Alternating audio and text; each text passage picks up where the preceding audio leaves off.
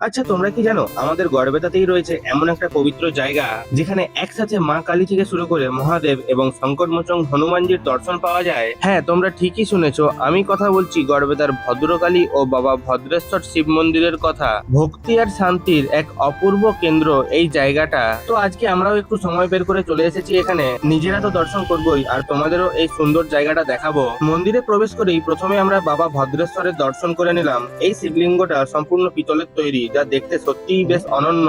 আর মন্দিরের বাইরেই বিরাজমান আছেন নন্দী মহারাজ, যেন ভক্তদের আগমনের সাক্ষী হয়ে। তারপর আমরা চলে গেলাম মা ভদ্রকালীর দর্শন করতে। প্রথমেই মাকে প্রণাম করে নিলাম এবং আশীর্বাদ চেয়ে নিলাম। মায়ের এই অপরূপ চাউনি সত্যিই এমন যে একবার দেখলে চোখ সরানো খুবই মুশকিল। আর সব থেকে বড় কথা হলো, মন্দিরের চারপাশটা এতটাই শান্ত আর নিরিবিলি যে এখানে বসে মায়ের আরাধনা করলে মনটা যেন একেবারে অন্যরকম শান্তি পায়। মন্দিরের পাশেই রয়েছে একটি সুন্দর বাগান, যেখানে গোলাপ ফুল, গাঁদা ফুল এবং বিভিন্ন রকম ফুল গাছ মিলে পুরো পরিবেশটাকে আরো সুন্দর করে তুলেছে। তারপর আমরা চলে গেলাম সংকটমোচন হনুমানজির দর্শন করতে।